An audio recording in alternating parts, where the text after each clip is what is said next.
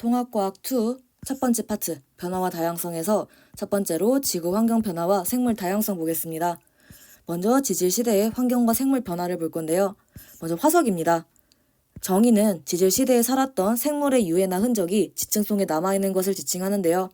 생성 조건은 먼저 생물의 개체수가 많아야 합니다. 뼈, 껍데기 등의 단단한 부분이 존재해야 하고요.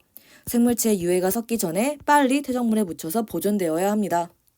그리고 생물의 유해나 흔적이 훼손되기 전에 빠르게 매몰이 되어서 화석화 작용을 받아야 합니다. 빠르게 매몰되는 것은 홍수, 산사태 등에 의해서 가능하고요. 화석화 작용의 정의는 생물이 화석으로 보존되는 작용입니다. 예시는 생물의 유해나 흔적이 다른 물질로 치환이 되는 예시가 있고요. 빈틈에 광물질이 침투하는 예시도 있습니다. 광물질은 미네랄, 무기염류, 무기질 등과 동일한 표현이기 때문에 이 내용도 기억을 해주시면 됩니다. 그리고 지각 변동을 받지 않아야 화석이 생성될 수 있습니다. 그래서 퇴적암의 거의 대부분의 화석이 존재한다고 보시면 됩니다. 암석이 화성작용을 받으면 화성암이 되고 변성작용을 받으면 변성암이 됩니다. 화성암이나 변성암은 암석 안에 있는 화석이 그대로 보존되지 않고 녹을 수가 있기 때문에 퇴적암에 주로 존재한다고 보시면 됩니다. 화성, 퇴적, 변성암 이 세 개는 우리가 중학교 때 썼는데 그 내용 잠깐 복습을 해보겠습니다. 화성암은 마그마가 식어서 굳어진 암석이고요. 퇴적암은 흙, 모래 등이 쌓여서 굳어진 암석입니다.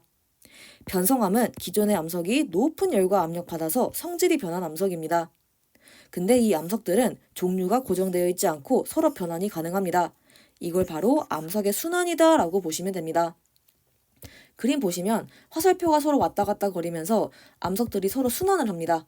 그리고 이 내용은 우리가 중학교 때 한 내용이지 지금 할 내용은 아니기 때문에 이걸 보고 해석을 할 수 있으면 되지 외울 필요는 전혀 없습니다. 그럼 다시 돌아와서 화석의 부위 보겠습니다. 일반적으로 생물의 뼈, 껍데기 등의 단단한 부분이 화석으로 남습니다. 생물이 빙하, 호박 등에 갇혀서 그대로 보존되는 경우도 존재하고요. 공룡 발자국, 새 발자국, 생물이 뚫은 구멍, 알, 배설물 등이 화석으로 남기도 합니다. 네 번째로 생성, 발견 순서 보겠습니다.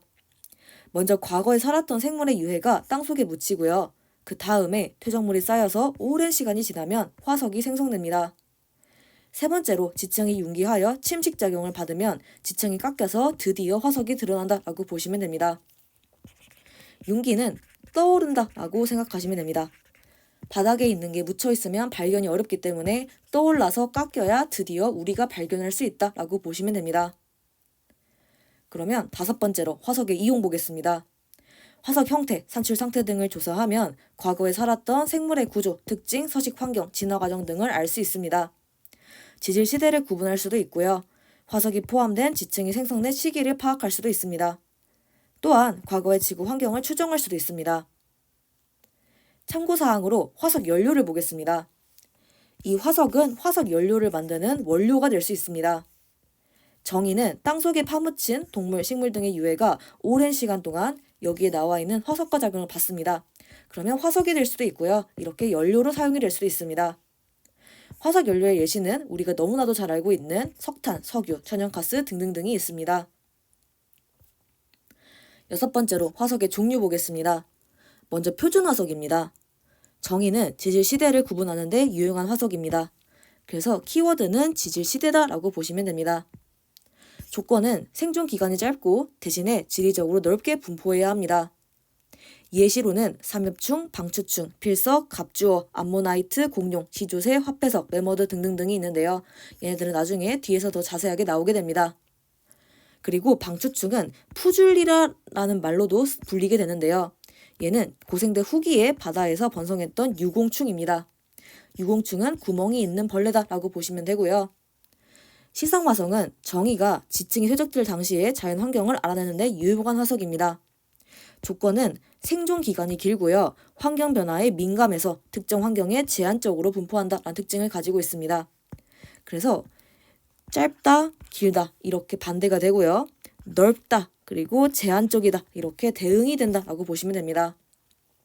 예시로는 산호, 고사리, 조개 등등등이 있고요. 나중에 뒤에서 자세하게 나오게 됩니다. 그리고 표준화석이 지질 시대를 구분하는 데 유용한 화석이었다면 지상화석은 환경을 알아내는 데 유용하다라고 보시면 됩니다. 그래서 그래프를 보시게 되면 지상화석은 생존기간이 긴 대신에 분포 면적이 짧고 표준화석은 분포 면적이 큰 대신에 생존기간이 짧고 이렇게 봐주시면 됩니다. 네, 그리고 이 그래프에서 X축, Y축은 반드시 유념해서 보셔야 됩니다. 만약에 X축, Y축을 바꾸면 얘네들도 위치가 바뀌기 때문에 반드시 잘 보셔야 합니다. 두 번째로 지질 시대 보겠습니다. 정의는 지구가 탄생한 후로부터 현재까지 지질학적 활동이 발생하고 있는 시대를 의미합니다. 구분은 네 가지로 구분될 수 있습니다. 성캄브리아, 고생대, 중생대, 신생대 이렇게 구분될 수 있는데요. 기준은 넓은 지역에 걸쳐서 발생한 지구 환경의 급격한 변화나 생물계의 큰 변화가 발생하면 시대를 구분한다라고 보시면 됩니다. 그리고 성캄브리아 시대의 정의를 볼 건데요. 지질 시대에서 처음으로 다양한 생물의 화석이 발견되는 고생대 캄브리아기 이전의 시대다라고 보시면 됩니다. 우리가 통합과학에서 하진 않는데 고생대, 중생대, 신생대, 심지어 성캄브리아 시대도요. 더 자세하게 무슨 기 이렇게 나뉘게 됩니다. 근데 고생대에서 여러 가지 기 중에 가장 앞쪽에 있는 게 캄브리아기입니다. 그 캄브리아기 이전이 성캄브리아다라고 봐주시면 됩니다. 상대적 길이는 성캄브리아가 가장 길고 그 다음에 고생대, 그 다음에 중생대, 그 다음 신생대입니다. 즉 성캄브리아 시대가 지질시대 대부분을 차지하고 현재로 올수록 대의 길이 짧아진다라고 봐주시면 됩니다. 이거를 이렇게 두 가지로 표현해 볼 수가 있는데요. 만약에 전체 시간이 12시간이다. 그러면 성캄브리아 시대는 10시간 35분, 고생대 46분, 중생대 29분, 신생대 10분 이렇게 배정을 할 수가 있습니다. 만약에 전체를 100%다라고 보시게 되면 성캄브리아는 무려 88.2, 고생대는 6.3, 중생대 4.1, 신생대 1.4% 이렇게 봐주시면 됩니다. 근데 이 시대는 너무 옛날이기 때문에 화석이 거의 발견되지 않는 반면 여기는 상대적으로 화석이 잘 발견된다라고 봐주시면 됩니다. 그리고 이 숫자들 있죠. 반드시 기억해 주시는 걸 추천드립니다.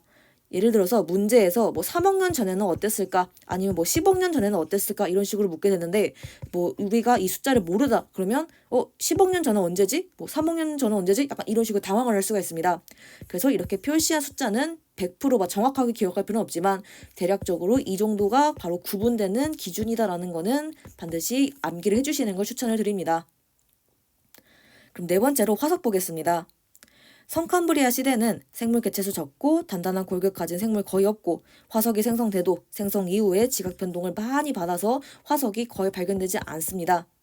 하지만 고생대, 중생대, 신생대는 생물이 번성을 해서 화석이 많이 발견이 된다라고 봐주시면 됩니다. 그럼 이렇게 해서 지질 시대까지 마무리하도록 하겠습니다.